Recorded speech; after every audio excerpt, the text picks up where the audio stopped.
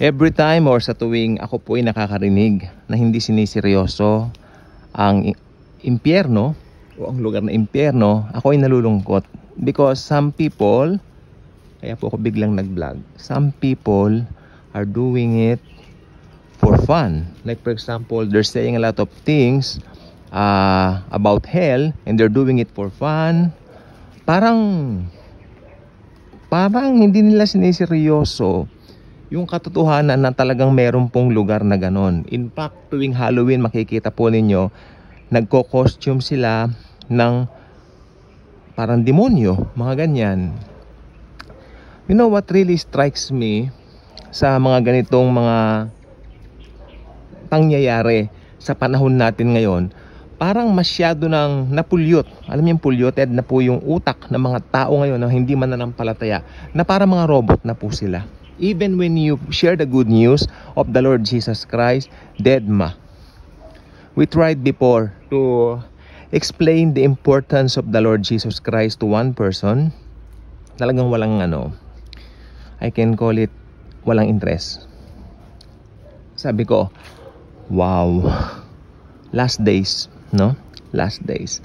Pero kung talaga naman pinili yung taong yon, kasi ang pagpili talaga election yan eh. I believe in the election.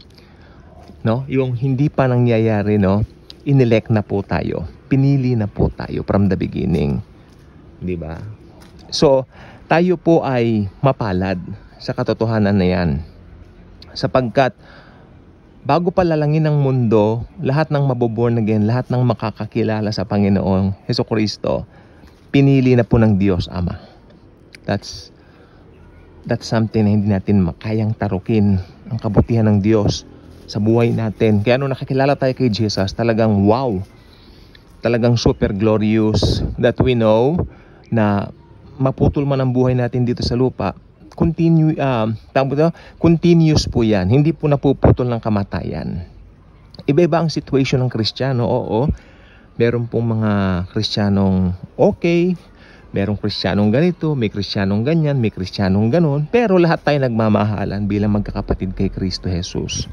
Hindi pare-pareho ang doktrina natin, hindi pare-pareho ang pangalan ng mga denominations, pero ako po kasi, ako tulad ko po, ako malayang Kristiyano. Anong name ng denomination ko? Wala po akong denomination na sinasamahan. Basta kung saan may mga pulong ng Kristiyano, doon po ako pumupunta. Dahil I believe house church talaga ang pinauna ng Biblia.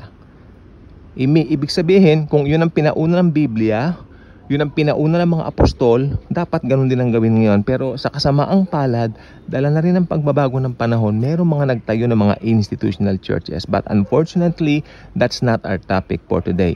Ang importante po ngayon, tayo mga magkakapatid kay Jesus, magkakasama tayo sa iisang kingdom, the kingdom of the Lord Jesus Christ. At tayo po ay may pagmamahalan sa isa't isa.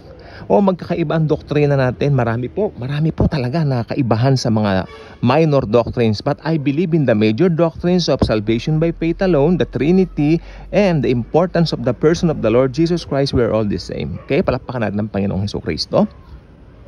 Ngayon, yung mga hindi mananampalataya ng Panginoong Hesukristo, sila po ay makikita po natin na ang lakad o ang takbo ng kanilang mga buhay ay totally taliwas sa kung ano ang sinasabi at iniibig ng Biblia na lakaran ng tao.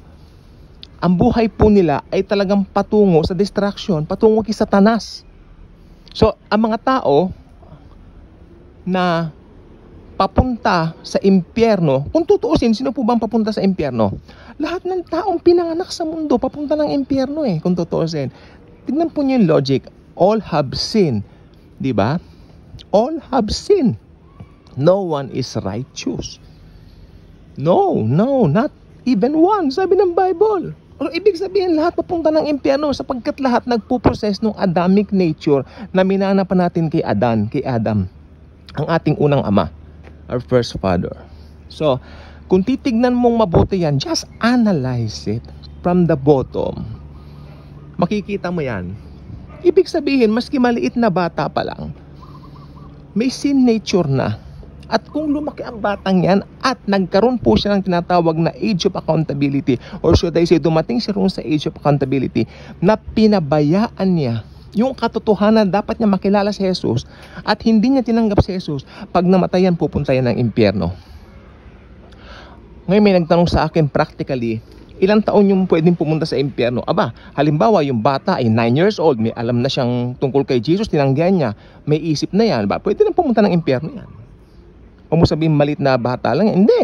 Ang pinag-uusapan natin, age of accountability. Yung mga teenagers na namamatay na hindi tumanggap kay Jesus, nasa impyerno na yan. Ang vlog po natin, totoo. Hindi po ako yung nagko-compromise. Hindi ako nagko-kompromiso. Okay? Ngayon, kung mapalad ka naman talaga, pero malungkot din, like for example, yung katabi ni Jesus na magnanakaw, Panginoon, alalahanin po ninyo ako kapag ka naghahari na po kayo. Doon at doon lang niya hiniling ng kapatawaran yung mga kasalanan niya. But, ang kabutihan ng Panginoong Jesucristo nag-uumapaw sapagkat niligtas niya yung magnanakaw na katabi niya. Samantala yung isa, tinutuyan niya si Jesus. Napahamak yun sa impyerno. Nasa Hades po siya ngayon. Wala pa naman po yung Gehenna, yung dagat-dagatang apoy. So, anong mangyayari nga po pala? Pag namamatayan tao, para na akong sirang plaka prito pat okay lang. Pag namamatay ang unbeliever ngayon, what happened? Yung kanya pong espiritu humihiwalay po sa body. Okay. At meron siyang papasukin na tunnel. At yung ending ng tunnel na yan, yun na yung destination niya. Hoy. Diba? So, yung ending ng tunnel ng hindi mananampalataya, yun po yung Hades. Walang katapusang kadiliman yung Hades. Ang Hades ay puno ng kalungkutan, ang Hades ay puno ng paghihinagpis, ang Hades ay puno ng pagsisisi na sana nung lifetime nila tinanggap nila ang Panginoong Jesucristo. Lamang ang nangyari, napabayaan nila ito. Dala ng material na bagay, tagumpay sa buhay, mamahaling kotse, mamahaling mga bahay, gusali, building, eroplano. Siguro iba may eroplano. Yung iba naging CEO. Yan. Yung iba naman ay naging tanyag na mga tao o mga famous. So, walang lugar ang Panginoon sa buhay nila. Tama? No. Yan naman kinasapitan nila. Yan ang kanilang kalungkutang kinasadlakan. Ang impyerno. But isa lang po ang remedyo sa impyerno. Ang Panginoong Jesucristo. Ngayon, anong ginagawa nila sa Hades? Ang ginagawa po nila sa Hades ngayon ay, sabi ko nga po, puno ng kahinagpisan sa kanilang kinasapitan dahil tinanggihan nila ang nag-iisang tagapagligtas, ang God of Gods na si Lord Jesus Christ. Ngayon, pagkatapos nila sa Hades, meron bang susunod na hakbang? Apay, oo. Diba? Nakaprograma yan. Pag sinabi natin God's program, it's not the same program as we did. Kung meron tayong mga program o activities sa school, sa mga churches, no, it's not like that. Far from that. Ang program ng Diyos ay nakasulat sa isang aklat na kung tawagin ay Biblia, the Bible. That's why, if you don't read it, you will miss the mark surely. You will go to hell. You will end in hell. End up in hell. Kaya sabi ko po, may programa po diyan. After sa Hades, sila po, pagkatapos na po nung mga pangyayari dito, hindi po ba rapture? And then, syempre mayroong rewarding sa langit for the believers, yung Bema Seat of Christ. Then, dito sa mundo, ito po yung Great Tribulation. Then, matatapos po lahat ng yan. But, darating po yung time na lahat ng patay na hindi mananampalataya ng Panginoong Jesucristo, sila rin po ay bubuhayin, bibigyan ng laman, bibigyan ng mga buto, bibigyan ng kung ano-ano. Na parang ganito po, na buhay. No? At sila po ay haharap, sa white throne judgment. Ito po yung hukuman ng Panginoong Jesucristo para sa hindi mananampalataya. Si Jesus po yung nakaupo doon sa white throne. Lahat ng mga tao na hindi mananampalataya ay itatapon niya sa isang lugar na kung tawagin ay Gehenna. Ano po ba ang Gehenna? Ang Gehenna po ay lake of fire. Dagat-dagatang apoy. At ang sabi ng Biblia sa aklat ng Revelation chapter 20 or 21, I'm not sure, nakalagay po doon na Siya ay pahihirapan ng walang hanggan. No? Araw, gabi, walang hanggan. Continuous the cycle. Ikot, ikot, paikot, ikot, paikot, ikot. Continuous the cycle. While the born-again Christians are so happy in heaven with the Lord Jesus Christ Himself. Napaka-sweet. I love it. I love that truth, no? So, may panahon pa para maligtas.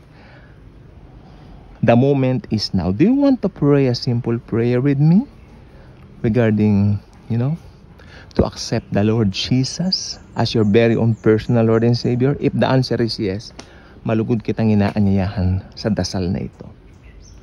Father God in heaven, thank you for sending Jesus to die on the cross for my sins. Father God, I know that I am a sinner. I know that I need a Savior. And I now believe in the Lord Jesus Christ as the only payment for my sins. Lord Jesus, come into my heart, come into my life right now. Be the Lord and the Savior of my life, my personal Lord and Savior, I mean. And please drive me from now on. Be the driver of my life, pilot my life, be the pilot of my life. Thank you, Jesus, for making me a child of God. Holy Spirit, thank you for sealing me the seal of ownership. Mahal na mahal po ninyo ako. Kaya sa simula pa lang po, kami po ay inelect na po ninyo. I believe in the doctrine of election, Lord, dahil ginawa po ninyo yan sa amin. Predestined mo na po kami. Salamat po. Thank you, Jesus. Thank you, God the Father. Thank you, God the Holy Spirit. God the Father, God the Son, God the Holy Spirit, our God is 3 in 1. Thank you very much for sending Jesus into my life. In Jesus' mighty name I pray. Amen. If you just said or pray that simple prayer, I believe you got born again. You got saved. Start reading the Bible. It's a delight to read the Word of God. It's a delight to know how Jesus gave His wonderful life for you in order for you to have life, not only eternal life in heaven, but also an abundant life here on earth while we're here. Kaya dapat alam po natin yan. Okay? And congratulations. If coming from the heart, you just pray that simple prayer I just said a while ago, congratulations and welcome to the family of God, sapagkat ito po ang pamilya, no? Ito ang pamilya na talagang maglalast forever. Alam po niyo, wala pong forever sa lupa. Sabi nila pag may kinakasal, you are my forever. May nakita akong post sa Facebook, you are my person forever. That's wrong. Our person forever is the Lord Jesus Christ only. Yung mga asawa natin, mga anak natin, lahat po yan maghihiwalay po tayo pagdating ng panahon. But si Jesus, mananatili. Yung mga love team na, syempre, hindi naman tayo nahuhuli sa mga balita. Yung mga love team na nagkahiwalay na yan, talagang walang forever dyan. No? Ilagay natin ang ating puso at isipan doon sa totoong forever, ang Bible. Sapagkat sabi ng Bible sa John chapter 1 verse 1, in the beginning was the Word, and the Word was with God, and the Word was God. And kung talong ka ng 14, paborito ka to, and the Word became flesh and dwelt among us. Kung titignan po ninyong mabuti, ang Word of God ay si Lord Jesus Christ. Okay? So if you have Jesus Christ, you have the Word of God within you. Start reading it. Enjoy it. Enjoy the Word. Because ang Word of the Lord Jesus Christ, punong-puno ng mga promises na pwede nating i-claim sa bawat araw ng ating buhay. Okay? So, if you are not yet a subscriber of this beautiful and wonderful channel, blessed channel rather, I invite you to do so. Click the notification bell, share this video, share the wonderful grace and the love of the Savior, the Lord Jesus Christ. Thank you po, and Jesus truly loves us all.